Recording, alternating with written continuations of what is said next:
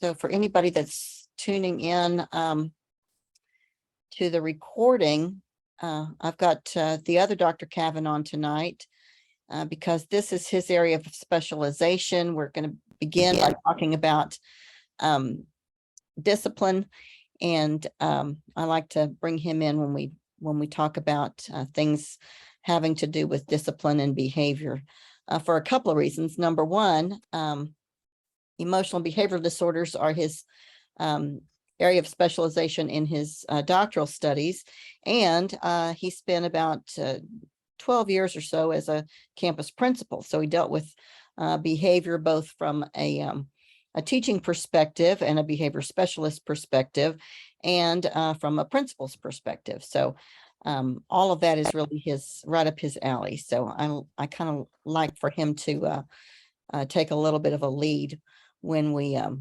talk about those topics.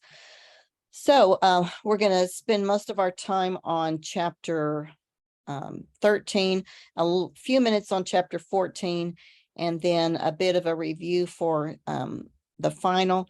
I decided to forego a quiz for this chapter and just roll it all into the final. So the only thing you have left is the final exam, okay? And just that one test, and then you'll be done. So whatever you have left to do on the chapter, this last unit 7 assignment, and then this last test. So no quiz for this week, just the final test. So we just rolled a few questions from these last couple of chapters into that final exam. And there are 50 questions, and the same style as all the quizzes that we've had, just a few questions for each one of the units that we've had. And so just no repeat questions, though, of questions that you've already had, but just go back and kind of review the chapters. And before we close tonight, we'll go over some of those questions in particular. And I think there's one bonus that is a silly question. So that has a throwaway answer. So, but we'll give you a few of the answers so that you'll have a leg up. So, Clark, do you have the PowerPoint, or do you want me to use it from my computer? I've got it here on my computer. If you want me to, do you want me just to put it up? Yeah, probably that's what y'all are used to. So. Okay.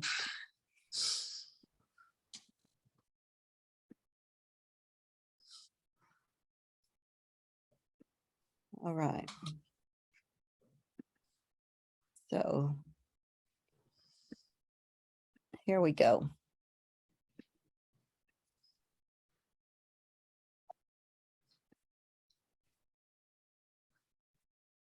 I won't belabor these learning objectives. You just tell me when you want me to advance. You want to belabor this one?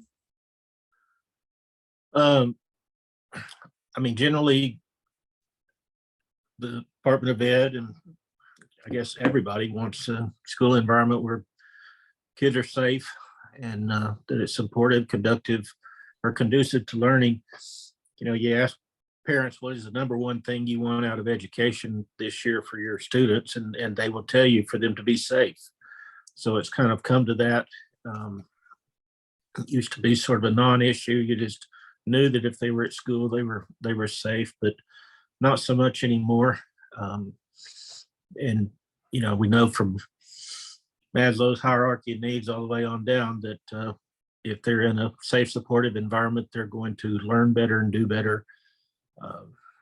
So obviously they want that, and we want that.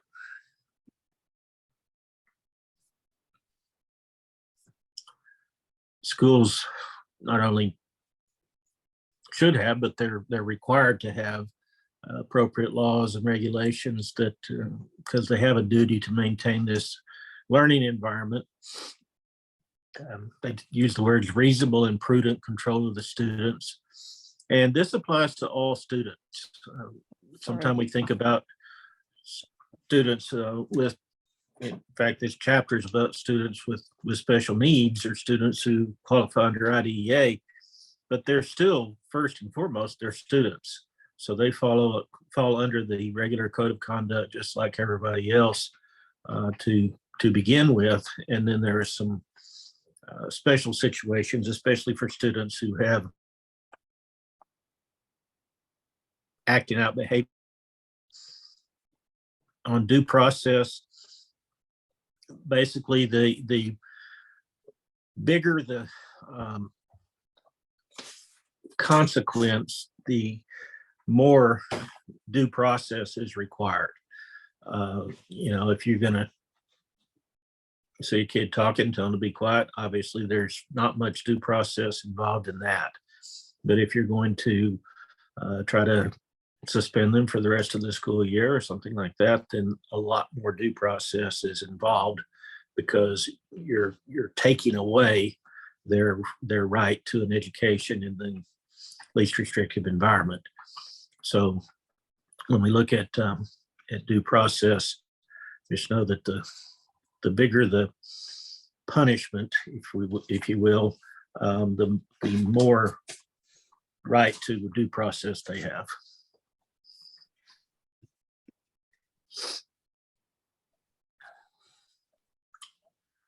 So there are some different rules that we face when we're working with kids who are protected under IDEA. We used to talk a lot about in loco parentis, and that is a Latin word that some people think means the crazy parents, but that's not really what it means. It's loco as in location, in place of the parents is what that means. And we as educators stand in place of the parents during the time that those kids are in the school building. And so you have that responsibility, but then there are also some additional responsibilities when you start talking about kids who have disabilities. The dual standard only exists when the disciplinary procedure may result in a change of placement. Remember, the placement for a student with disability is made by the ARD committee or the IEP team. So if you're going to change that because of behavior, then you fall under different procedures for a student with a disability than a student who doesn't have a disability, because they're not, placed by law through a committee's determination. And y'all feel free to jump in if you have any questions. So goals of IDEA's disciplinary provisions: that students deserve a safe, well-disciplined school and orderly learning environment. The teachers and school administrators should have the tools that they need to help them prevent misconduct and discipline problems and to address those problems. It says if they arise. I would change that to when they arise, because there will be problems. There to the issue of discipline and safe schools, but it also balances that with the need to protect the right of the students with disabilities to their free, appropriate public education. Students have the right to an appropriately developed IEP with well-designed behavior intervention strategies.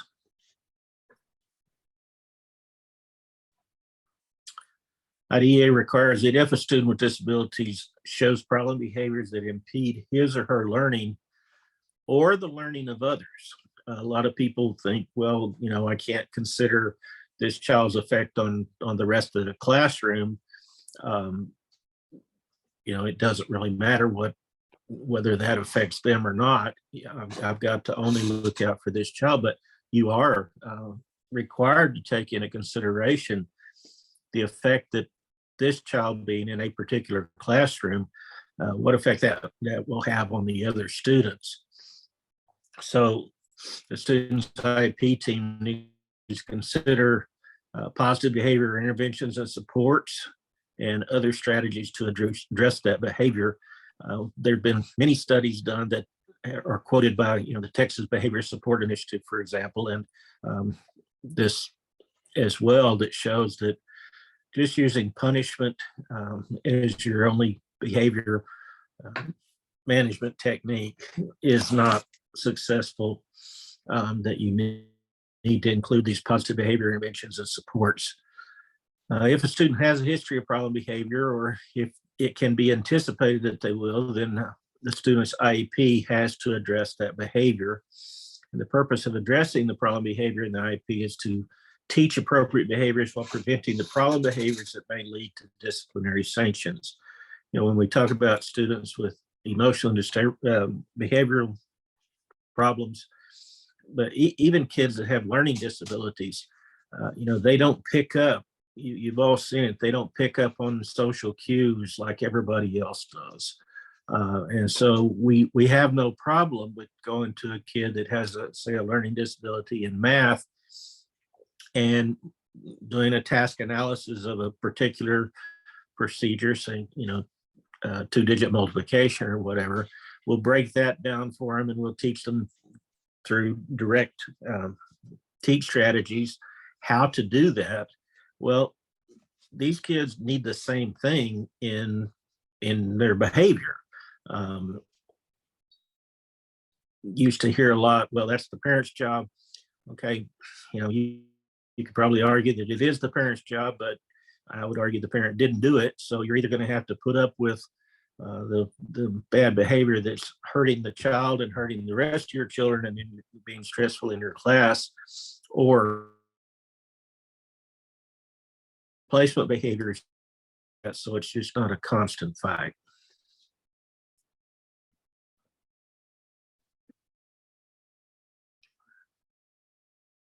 If the IEP team in Texas, it's the ARC committee, fails to address the behavior of the student when he or she is experiencing behavior challenges, then that could constitute a denial of the free appropriate public education. So if it's coming to it and a child is continually misbehaving and they get into this misbehavior cycle, which is where they misbehave, they're either put in timeout, or they're sent out of class, or they're sent to the principal's office, or into in-school suspension or out-of-school suspension. In any of those situations, they're not in class getting the materials, so they're not there to learn. So they begin to get holes in their learning. Then when they come back to class and everybody else is doing something that everybody knows how to do and they don't know how to do, well, it's always better to be bad than to be stupid. So they don't want to be the only dumb kid in the class. So they're going to act out again, which gets them put out of class again to miss more instruction. And so this cycle just continues, and you can see how they're being denied their free appropriate public education because of their behavior. So it could be anything from inclusion of positive behavior interventions and supports in the IEP, scheduling a meeting to address behavior concerns after a reasonable parent request. If a parent says, "Hey, my kid continues to get in trouble, is there anything we can do on the special ed end of things?" Then that's a legitimate request. And yeah, you're busy and you probably don't have time to mess with it, but it is something that can reasonably make a difference. Discussing the parents' concerns about the behavior and the effects on the student's learning during the IEP meeting is important. Making sure you implement these behavior supports where they have not been included, or a lot of times we find them that they're just not appropriate anymore. It may have been in second grade, they had a positive behavior support that they got stickers on their chart, and that's still in there in sixth grade.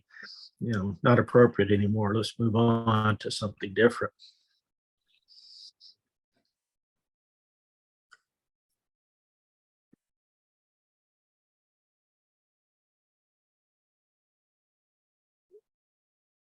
Did I move it like I should have? Yep. Okay. All right. Functional behavioral assessment. If behavior that is classroom or likely to cause the kid to violate the student code of conduct, then you need to do a functional behavioral assessment of that. And if you haven't done it beforehand, when they do behave in a way that might get them expelled or suspended, then you need to have that as quickly as possible.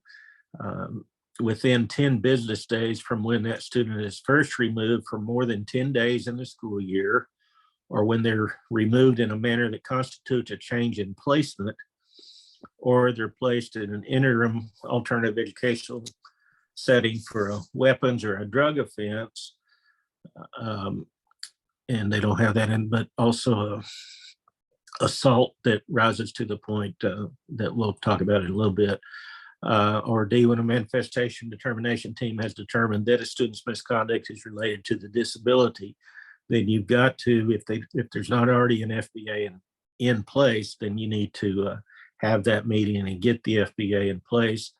Make sure that you include behavior intervention plan. You may add to, but you can't subtract from the FBA BIP requirements of the IDEA. This is actually, there's a question on the test, on the final, that goes along with this. If the state has a more stringent requirement than the federal government does, what does the local education agency have to follow? Well, they have to follow the more strict one, the harder standard. The state can't have a lower standard than the federal, but they can have a higher standard. And if so, then the local education agency is bound by that higher standard. And this falls in that same type of category. So in an FBA, Oh, did I go too fast? yeah, you skipped one. I'm sorry. That's all right. No, you didn't. I thought I waited till you talked about adding and subtracting. Yeah. I don't know. Mine's lagging or something. Okay, so I move forward now? In an FBA, yeah. In an FBA, you're trying to figure out, you know what the behavior is, but you're trying to figure out the what and the why. Why is that student behaving that way? So you're going to do that by looking at the antecedents, the things that lead up to that particular behavior. Think about the ABCs. The antecedent is what comes before the behavior. And sometimes those are indirect antecedents that happen way before. You know, it could be way before. You know, like an adult who is scared of dogs because they were bitten. You know, that's a direct antecedent is something that happens right before. It's like the trigger. Kid is told, you know, your mom's fat, and he punches somebody in the face. Well, the direct antecedent was that somebody talked about his mom. But surely there are indirect antecedents that led up to that. The IDA doesn't provide the details about what has to be in this plan, but Texas has an outline that you can follow. Behavior plan needs to be individualized, it needs to be proactive, and it needs to be multidimensional. So you can't just say, okay, we're going to pull the BIP off the shelf and we're going to give it to this kid now because he needs it. No, you've got to make a specific one for each student. So it's individualized and proactive, meaning that we're trying to keep the behavior that's a problem behavior. We're trying to keep it from occurring, or if it has occurred, we're trying to keep it from reoccurring. And then multidimensional is that we're going to come at it from many different angles. We're going to work on those antecedents that we talked about. And then you have the behavior itself. Maybe we can teach a compensatory behavior that's a socially acceptable behavior that meets the same function or purpose as the behavior that they're doing. Where are you going? Who? Me? Yeah, you moved up. I'm sorry. All right. Are you ready for me to move slides now? No, go back one. I didn't mean to. I'm sorry. Now you went up two. I'm sorry. Okay, right there. I'm sorry. You're all right. I was looking at something else on my screen, and I must have moved Yeah. the slide instead. I'll quit. See, that's what messing usually around. happens when I'm talking. She's ignoring me doing I something was else. not So I'm ignoring, used I was to it. not ignoring you. Not ignoring you. I was not ignoring you this time. How's that? Okay. If state officials determine that an investigation is needed, then the state has 60 days to conduct an on-site investigation. Oh, we never did talk about the C. The C is the consequences. What does the student get out of that? When we think of consequences, we usually think that's something bad, but consequences are just the result, and it can be good, can be bad. Consequence is a neutral term. So, it goes with the classic question. Can I? Okay, I was only seeing Lisa. Now I see some other people And that We've are got, actually paying it. There's Yep. some that are actually paying attention. we've got 5 people in tonight. Okay, Besides let you and me me. ask the question then. Why do teacher that you work with, it's just a pain in the rear, right? We call them difficult people. I mean, if you don't work with somebody like that, then it may be you, so watch out. But why do difficult people act difficult?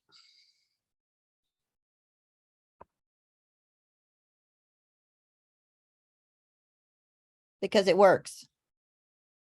Because it works. Yeah. Usually when we ask this question, people say, well, maybe they're had a rough childhood, or maybe their mom didn't love them, maybe they got their blankie taken away when they were young or something. But the reason that people act difficult is because it works. And you'll notice that teacher that's always a pain, that's the one that's usually getting her way and that sort of thing. Well, the same kind of thing happens with kids. They continue to act a certain way if they continue to get what they want out of acting that way. So a lot of times we can change the consequence or change the result of their behavior, which will also help to change that behavior.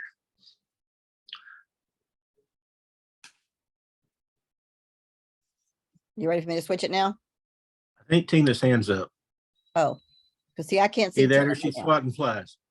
Okay, I can't see. Yes, Tina. I just have a question, I guess, because when it comes to what I've noticed at our school, when we have the positive reinforcements for a lot of some of the kids that leave our class to go with the other teacher sometimes. It's usually they'll go to this other class, they get candy, they play games, and then they come back. And they're expected to do what we want them to do in the classroom. And then they don't do it because they want to go back to this teacher that's allowing them to play games and get the candy and the other things. So I guess my question is, how do you deal with those kind of instances? Because I can't tell this teacher what to do in her room, although I have tried, but it doesn't work because it's not helping us. Yeah, that's a situation where what was supposed to be a negative for the kid has turned into a positive for the kid. What was supposed to help them change their behavior for the better has now made it to where they've figured out what to do to get to go to that. It's kind of like the kids that want to go to the principal's office. I used to have teachers tell me, well, they would rather be in the principal's office than in my classroom. And I'm like, well, that's on you. If your classroom is that boring that they'd rather sit outside my office than be in your class, then you need to do more engaging stuff, which is probably why I'm not a principal anymore. But just part of the reason. But yeah, you've really got to watch those things and think about, maybe it will take a while. Behaviors in there. Is it one kid or several kids? Well, we've had the instance that for the most part, it's a lot of the kids that go to this teacher. So, and that's just the way things happen in that class. And it's been happening this way for a few years now. So And we try to manage the behavior in our classrooms now because we know what's going to happen when they leave. And they're missing instruction when they go to the other class, Yes. right? Yes. Yeah, that's definitely the angle I would approach and say, is there a way we can work on them staying in class And, once they have the skills where they can do it if they want to, then let's work on them staying in class. And then, maybe plan every other Friday or something. If you've been good, you get to go to that other class and have a party, or hey, maybe we'll have a party in here. I think there's options there, but I would certainly talk on the administrative and professional level about the instruction that they're missing in class, and then work with the kids on, what can we do to help you be successful in here where you're not having to go out. What grade? I teach fourth grade. And I Okay. think, and I'm asking this question because I just had a CPS case filed against me because I was trying to have the kid to, the kid was getting more upset with me because he had me my first rotation. And the incident always happens with me that he's expected to do the assignment and he doesn't want to. And he has passes where he can go to his teacher and he only gets to use one pass per so many minutes. And he didn't have the minutes. And so I was not allowing him to go whenever he wanted to go. So he throw a fit and then get sent out anyway. And so the case was dismissed because I did nothing wrong, but it's just I guess annoying that these kind of things happen because the kids are wanting to go and they can't go. Yeah. And that's exactly what we're talking about. They know that if I act bad, my consequence is that I get to go to the fun room. Right. So they've got no incentive to act good. They can act good as long as they're happy in there. And then when they want to change a scenery or something else, then they know, hey, if I act bad, I get to go have more fun. So that's a good example of a not good plan. Yeah. Yes. It- Okay. Thank It's you. backfiring. Yeah. The plan is backfiring in a big way. Yes. We'll talk a lot about more about that kind of thing when we're in the behavior class. And Clark, before we started, Thank you. we had determined that these students had been in the behavior took class. Yeah. Okay, are you ready for me to change the slide? Yes, ma'am. Okay. All right. So you have your school-wide discipline plan, and all students are supposed to follow that. That includes students with disabilities, unless there's some particular reason that they can't. And then, that needs to be notated, discussed, and an alternate plan come up with. But for the most part, most all kids can follow this school-wide discipline plan. And this includes gen ed and special ed until we get to the point of suspensions and expulsions. In those cases, the rules change for special ed kids because the special ed kids are guaranteed by that IEP to have a free appropriate public education and for that IEP to be followed. And when they're not in class, they're suspended or expelled, then obviously that's not happening for them. So school officials, usually campus level administrators, can unilaterally suspend the students with disabilities. They can place them in an AEP for a short-term basis to the same extent as anyone else. And there's not really a time limit on that. But the difference comes in is that they have to continue to receive their services.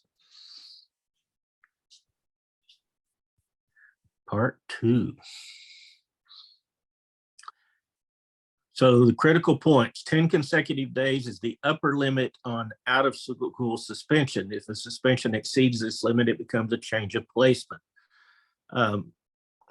I've always thought it was stupid to suspend a kid for 10 days. I think you need more than 2 or 3 days, and you're just you're creating holes you're not going to make up in their learning.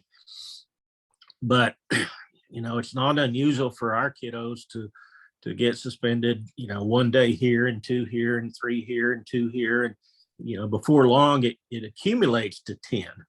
And when all this was first coming out, you'd have a lot of teachers and administrators for that matter asking, okay, we're talking 10 days at a time, right? I can suspend them 10 days at a time, Oops, and I'm it's sorry. not a change of placement. And then they'll say, well, they clarified, no, we're talking once you get to 10 cumulative days, then any days after that, you must provide their educational services to them. Yeah, same thing.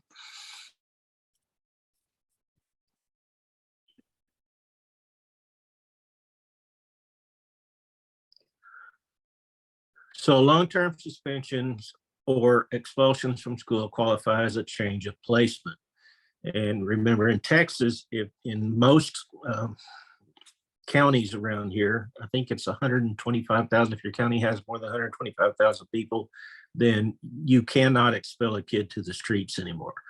You can expel them to a DAEP, but that's a change of placement, and they still get their special ed services there. So all of these procedural safeguards of IDEA are triggered, and basically under Honig versus Doe, that was a case where one kid that was called John Doe, and then another kid, last name Smith, in the San Francisco Unified School District, had behavior issues, and they had some pretty violent. One of the boys, I think it was Doe, tended to make a lot of inappropriate, lewd comments to the girls around and that sort of thing. Smith was more likely to have violent outbursts. So it was like they've done this their whole school careers. They're now in high school. We know it's going to happen. So they suspended them, and then they came back just at the time that their suspension was due and said, well, we're going to go ahead and move to expulsion. And this went up through the chain, eventually through the Ninth Circuit, and finally to the Supreme Court. And they ruled that a student with a disability literally cannot act bad enough to give up his right to an education. So students with disabilities must have their education. I always have people say, well, what about when they go to prison or they go to Texas Youth Commission or something like that? That's not the school denying them their rights. And once they get into that facility, they will have the same rights that they have as a student in special education, that they get everything like their peers plus whatever else they need. It's just that what their peers get is very different than what they get out in the free, as they call it. Now, there is a question. This question is on the final.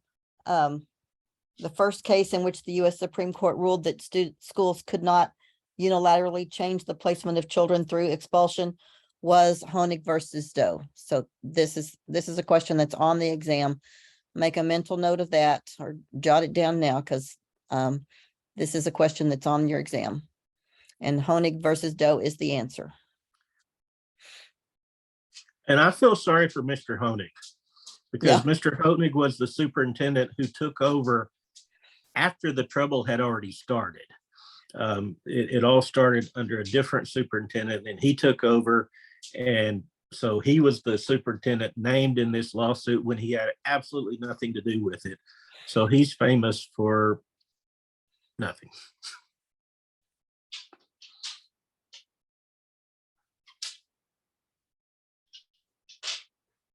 Okay, I need to change the slide. There we go. Yes, ma'am. All right.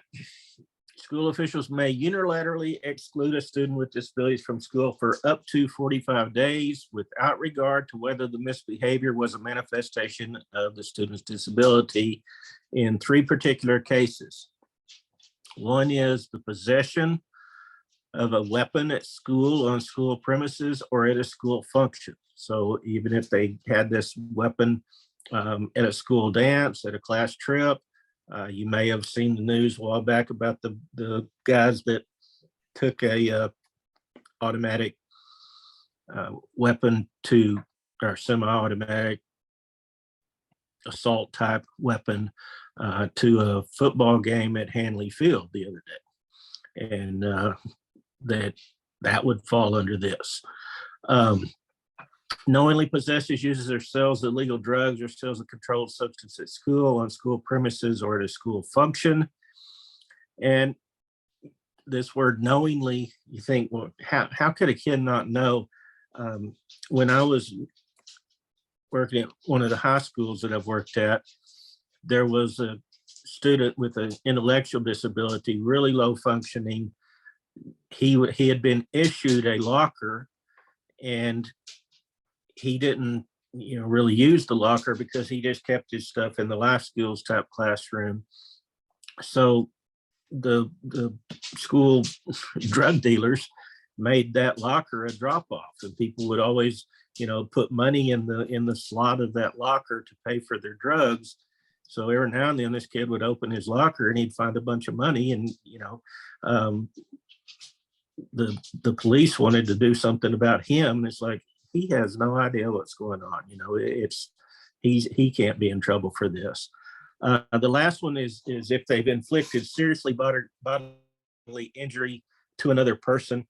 And when we think of serious bodily injury, we think about, a black eye or something like that. No, this is serious stuff. This is like they're maimed or they're permanently disfigured. So it's not just a fight where people that a lasting mark or disfigurement on a person, or breaks a bone, something like that. In any of those three cases, whether it's the manifestation of the disability or not, they can be sent to an alternative placement for 45 days. Okay.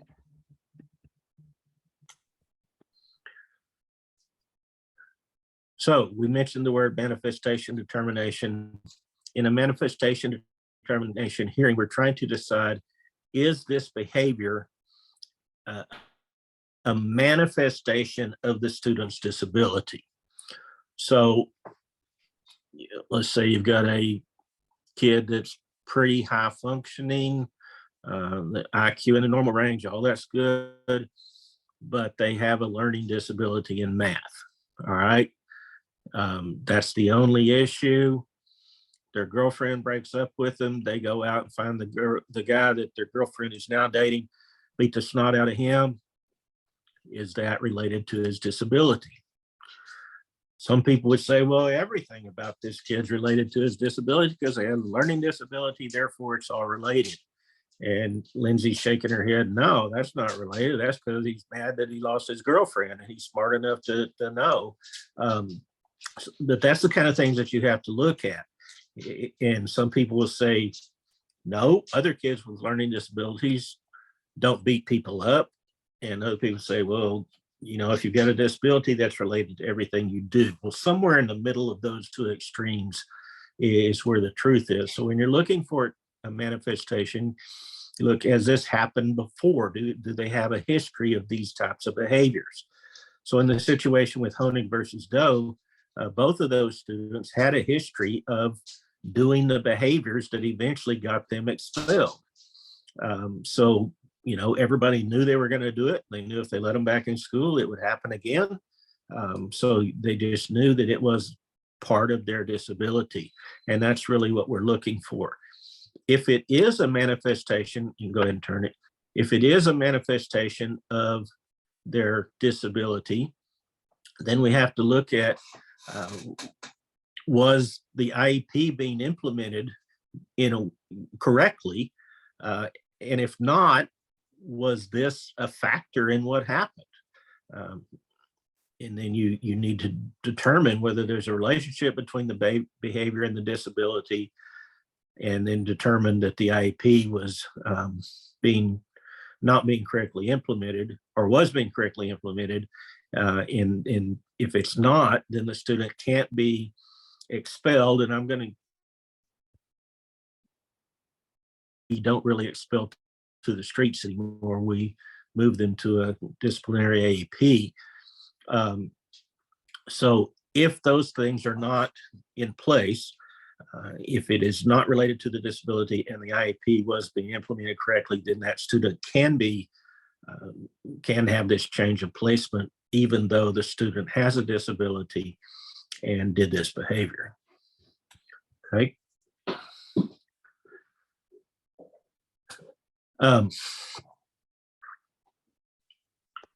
I guess while we're here, let me talk one more thing on that whole movement to a different place.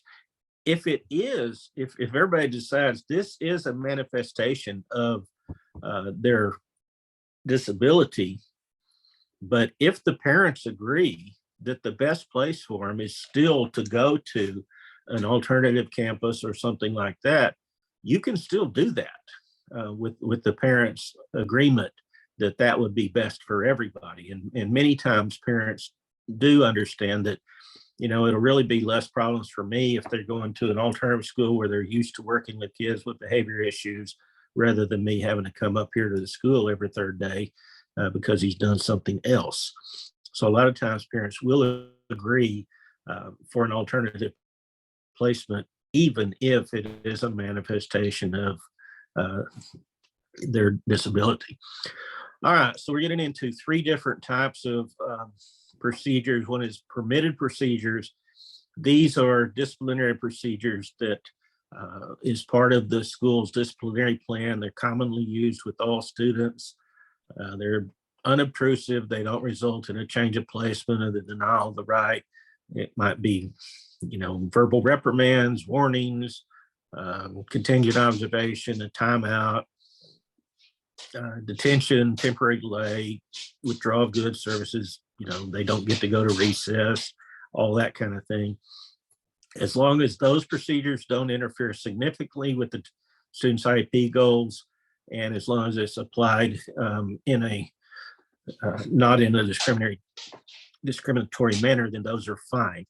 One thing you do want to watch out on, one thing we all often do with especially boys with ADHD type tendencies and maybe learning disability with related impulse control, or maybe being served under other health impairment, is sit still, sit down, be quiet, sit still, sit still, sit still, and then we will take away recess for them. Well, that's the chance that they have to go kind of get the wiggles out, and they can come back after some exercise and maybe be better off. So, even though that is a permitted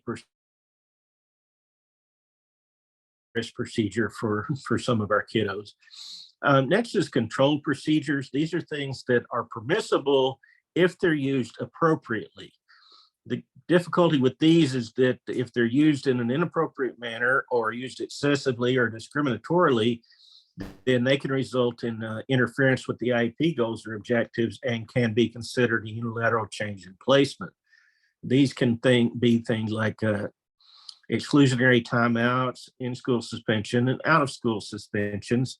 And again, because we're inflicting a larger punishment, then their due process rights go up. You might need a notice and hearing that all this has to be done before the student is suspended. I think there's a question on this in the test, what rights do students have before they're suspended, and they do have the right to tell their side of the story. That's part of their due process rights. It's important to use these procedures, don't abuse or overuse them. Otherwise, again, it could be interpreted as a unilateral change of placement or discriminatory, and the failure to provide the child the FAPE. The last one is prohibited procedures. Expulsion. Basically, expulsion is off the table. It's a prohibited procedure for students with IDEA. And in most counties around here in Texas, it's also prohibited for our kiddos. Mitchell's a good guy, but he obviously doesn't operate in Texas because he says in many states corporal punishment is illegal, so it's prohibited. Actually, in the state of Texas, corporal punishment is not illegal. However, don't use it if your district doesn't allow it. And if the district does allow it, then they're going to have certain requirements that go along with it. So it becomes a permitted procedure. I'm sorry, a controlled procedure, because there are a lot of controls in place in order for you to use corporal punishment. In some states, school districts, restraint and inclusion are illegal and thus prohibited. State of Texas, under the Texas Behavior Support Initiative, when was that, 15, 20 years ago or so now? 2004. Okay, 18 years ago, ruled that restraint is not illegal, but if it's done for a student with a disability, then there's a lot of paperwork that goes with it. We'll just put it that way. And he says exclusion here. I think he means seclusion. At least that's what we have. This was a time, in fact, when I was working on my administrator certificate, Hoyt Watson, you remember him, Lisa? Oh, yes, I Did you ever do. have him? Yes, I did. Yeah.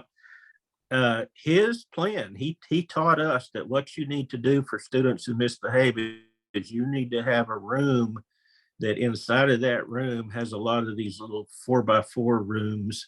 And that child has to go, when they misbehave, they have to go sit in one of those rooms for 8 hours the next day, or for 3 days or 5 days or however long, until they've learned their lesson. Well, that's definitely seclusion and no longer allowed in the state of Texas. So that deals with restraint and seclusion, which are prohibited. When this first came out, everybody's like, oh no, restraint, we can't touch the kids anymore.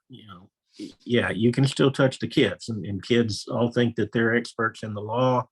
Don't know how many kids have told me, you can't put your hands on me. And I'm like, in some instances, I'm required by law to put my hands on you. So yeah, just straighten up and we won't have to get better. Okay. Okay. Lessons from litigation and legislation. Formulate and disseminate your discipline policies and procedures. This is why schools publicize their student code of conduct. You need to make sure that everybody knows what the expectations are and recognize the dual disciplinary standard. What it's talking about there is that in most cases, gen ed and special ed have the same disciplinary standard, but when it comes to expulsions or things that become a change of placement, then you have different rules, different standards for kids with disabilities. Make sure you're addressing problem behavior in the IEP. If the kid continues to mess up after that BIP is in place, then obviously the BIP is not working, so you need to revisit it and make changes. And make sure that you're always documenting these things, these interventions that you try. It's a lot like RTI for reading or anything else. You try different things that see what works. Okay, Clark, we're just about out of time. I don't know that we've got enough time to go through chapter 14. Not a whole lot here. It's just some miscellaneous stuff. I would say on the bullying, everybody's, there's now bullying plans in place. It's a big buzzword. The problem with bullying is sometimes it's really hard to figure out who's the bully and who's the victim. Yeah. And that's Sometimes what, you've got to annoys people. yeah. And what we see, I think a lot is the kid who gets pushed to their limit and then they blow. Yeah. Because, yeah. And then the kid that has pushed them to their limit comes back and says he's being bullied by that person when that kid was just had all he could take. Yeah. On charter schools, they have the same requirements for special ed as regular schools. I'm thinking back on our exam. I don't remember any questions particularly. Do we have any? We do have a question about educational records. Do we have any questions about any of these other topics that you can remember? The one about educational records. Which of the Yeah, following is not an educational record under FERPA? A student's disciplinary records, a student's IEP, a teacher's personal notes placed in a separate file, or records of law enforcement.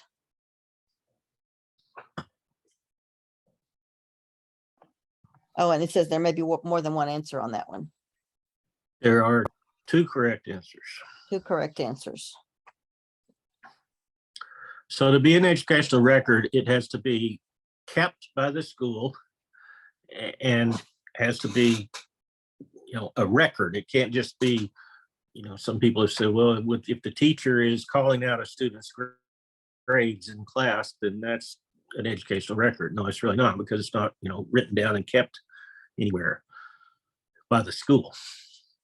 So the teacher's personal notes that she makes about a kid and doesn't publish anywhere, it's only her private notes, that is not an educational record. And then the police department's notes for their use, those are not educational records because they're not being kept by the educational entity. Now, if they would give a copy of that to be placed in the student's file, then that's different. Okay, so the student's IEP is an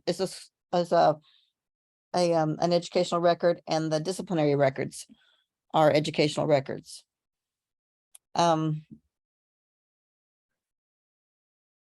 Then we've got a question about unilaterally removing a student with disabilities from school for 45 calendar days and placing them in an interim alternative educational setting for the following behaviors. So these would be our mandatory. Big three, Pardon me? the big three. The big three. And we just talked about that. So we had guns or other weapons. We had severe bodily injury, and we had what was the third one? Drugs. Drugs. So bringing And when we talk about a weapon, there's a, just because a kid has a pocket knife, that is not a prohibited weapon. I mean, it's not allowed at school, but it doesn't, if the blade is not 4.5 inches long or whatever the standard is, then it doesn't fall in this category. But if they brought, brass knuckles or a gun or a big knife, then it does fall under the weapons category. And this question asks for you to check 3 boxes, and it's the 3 that have to do with the 3 qualifiers on that list. And so the one that doesn't fit that is serious non-compliance, with teacher requests or with serious non-compliance at school. That would not be one of the 3. So the 3 that do qualify are drugs, inflicting serious bodily injury, and bringing or possessing, acquiring a weapon at school. Let's see. So that brings us to the end of our evening. Look at the, Clark, take a second, and I'm going to close this screen sharing. Why don't you look at your copy of the quiz as well and see if you've got any other questions that you want to give them a hint or 2 on, okay?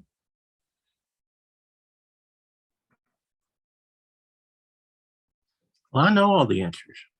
Well, then give us a few. Let's see. I'll Oh, get into it. here's one. This is the throwaway.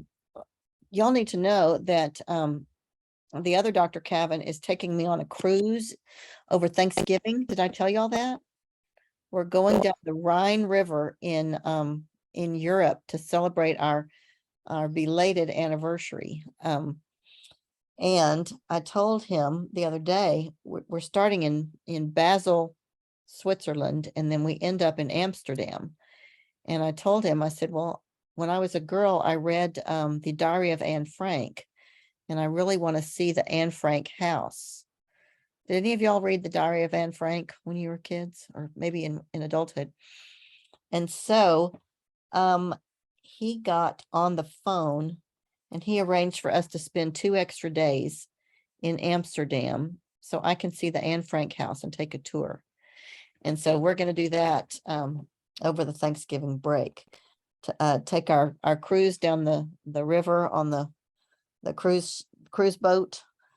I guess you could call it a cruise ship. It's a tiny river cruise ship.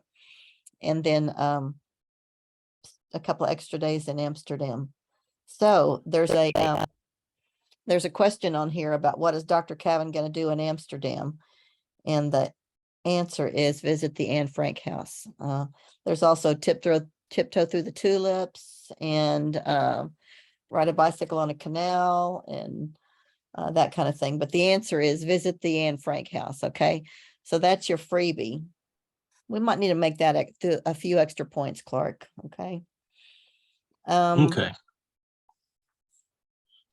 Let's see.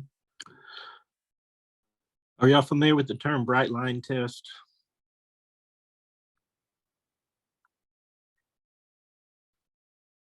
We haven't talked about that this semester, I don't think. Yeah.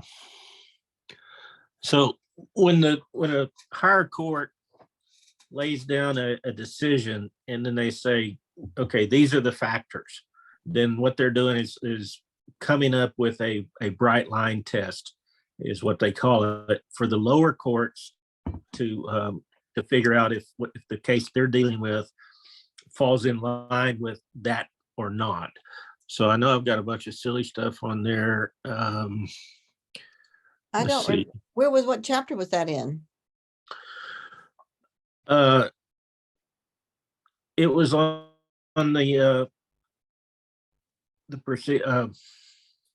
due process.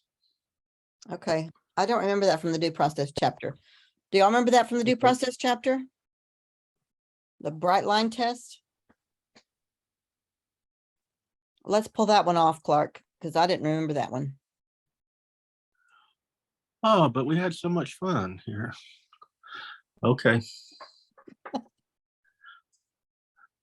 Had that it was a test to determine if a child was bright, Oh, yeah. Okay. Well, they know that's not it. an eyesight screening. So the correct answer is a legislative formula for assisting. What's the correct answer? Oh, a clear test. Clear, developed by higher courts to help guide the This- lower courts. Okay. But Well, I you guess want we that could- one gone? I guess we could leave that because y'all know the answer now. It's a clear test developed by higher courts to assist lower courts in making decisions. So we can leave that. Okay, that's what a bright, That'd be another freebie for the ones that bother to listen. okay. We're good with that?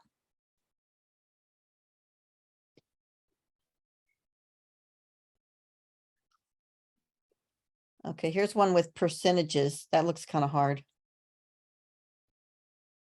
The federal government's funding of education has never exceeded, approximately blank percent of You the see total. numbers and think it's hard.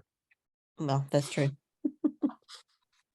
Has never exceeded approximately blank percent of the total amount of money spent on education. Therefore, blank percent of all money expended on education is from states and local school districts. That's 10%, isn't it? 10 and 90? Is that right? That's right. Okay. So the federal government's funding of education has never exceeded approximately 10%. Did y'all know that? 10% of the total amount of money spent on education. And so 90% comes from state and local districts. I don't know what chapter that's in either, Clark.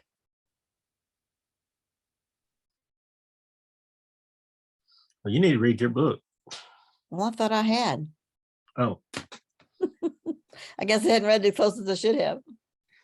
maybe they just threw in some just for fun questions in the test bank. I don't know. Yeah.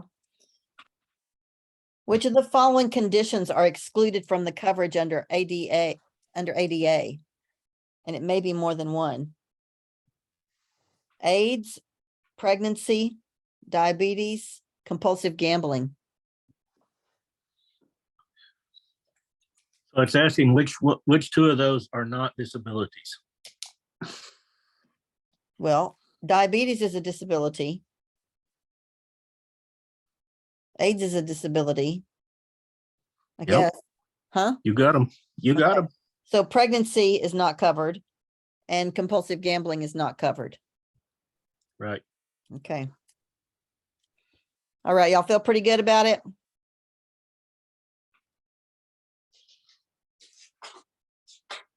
All right, study your chapters.